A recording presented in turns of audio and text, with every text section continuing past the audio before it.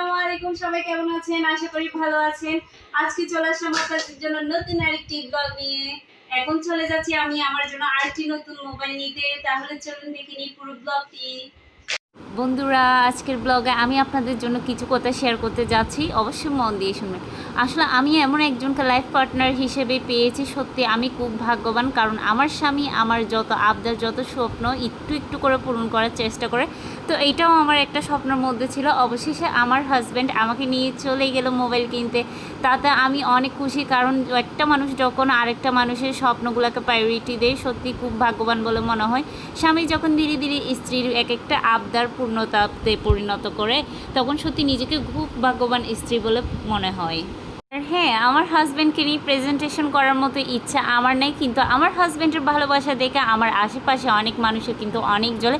তাতে কিছু আমার যায় আসে না। আলহামদুলিল্লাহ, আমি অনেক ভালো মানুষ আমার লাইফ পার্টনার হিসেবে পেয়েছি। আল্লাহ আমাকে ঠকায়নি, কিন্তু এই বয়সে আল্লাহ আমাকে যতটুকু দিয়েছে তাতে আমি অনেক খুশি। I am really proud of my husband. Please pray for hour.